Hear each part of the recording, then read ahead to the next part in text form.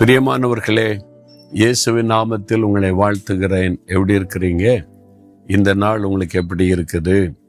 ஏதோ ஒரு குறைவு, ஏதோ ஒரு காரியத்தில் ஒரு குறைவு வந்ததுனால மனசில் பாதிப்பு, அப்படி கஷ்டப்படுறீங்களா? வீட்டுக்குள்ள, வேலையில், உங்களுடைய பிஸ்னஸில் ஒரு வருமானத்தில் குறைவு வந்துட்டு, அல்லது உங்களுக்கு ஆரோக்கியத்தில் குறைவு வந்துட்டு, ஒரு நிறைவான ஆசீர்வாதத்தை பார்க்க முடியல, எப்பவுமே ஒரு குறைவுக்குள்ளேயே இருக்கிற மாதிரி இருக்குது, கடன், வறுமை, பண பிரச்சனை, அப்படி சொல்றீங்களா?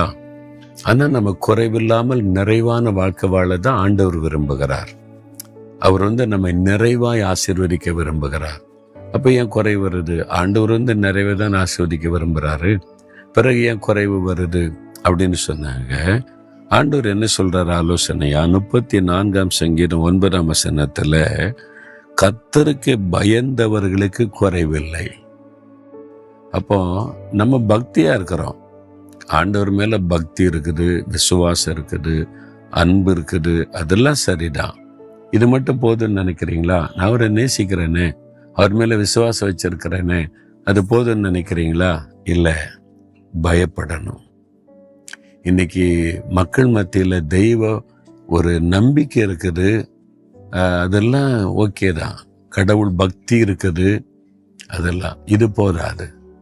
என்ன பக்தியா இருக்கிறான், அவன் லஞ்சம் வாங்குறான், பக்தியா இருக்கிறான், குடிக்கிறான், பக்தியா இருக்கிறான், ஊழல் பண்றான். சாமி கும்பிடு அவ்வளோ பக்தி, சட்டையெல்லாம் கழட்டிட்டு இடுப்புல துண்டை கட்டி சாஷ்டாங்கமா விழுகிறான். பின்னால பார்த்தீங்கன்னா லஞ்சம், ஊழல் எல்லாம் நியாயம் பண்ணுகிறான். பார்க்கறோம்ல, நம்ம கேள்விப்படுறோம்ல. அப்ப என்ன காரியம்? பக்தி இருக்குது, கடவுள் பயம் இல்லை. கடவுள்னு ஒருத்தர் இருக்கிறாரு, என்னை பார்க்கறாரு, என்னை கவனிக்கிறாரு, நான் தப்பு பண்ணக்கூடாது, லஞ்சம் வாங்கக்கூடாது, ஊழல் பண்ணக்கூடாது, குடிக்கக்கூடாது, இந்த மாதிரி பாவத்தை செய்யக்கூடாதுன்ற ஒரு உணர்வு எப்போ வரும்? தெய்வ பயம் வரும் பொழுது. அப்ப நம்ம நாட்டில் இன்னைக்கு பக்திக்கு குறைச்சல் கிடையாதுங்க. ஆள்றவங்கள இருந்து கீழே வரைக்கும் எல்லாம் பக்தி, சாஷ்டாங்கமாலாம் விழுவாங்க, ஆனா எல்லாம் ஃப்ராடும் பண்ணுவாங்க. பார்த்துருக்கீங்களா? என்ன காரணம்? வெறும் பக்தி இருக்கிறது, கடவுள் பயம் இல்லை. ஆனா இங்க ஆண்டவர் சொல்றாரு, கர்த்தருக்கு பயந்தவர்களுக்கு குறைவில்லை. நீங்க எப்படி? வெறும் பக்தியா இருக்கீங்களா? ஆண்டவர் இயேசுவை குறித்த பயம் இருக்குதா?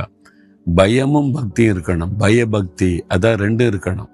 ஆண்டவர் மேல பக்தி இருக்கணும், ஆண்டவருக்கு பயம் இருக்கணும்.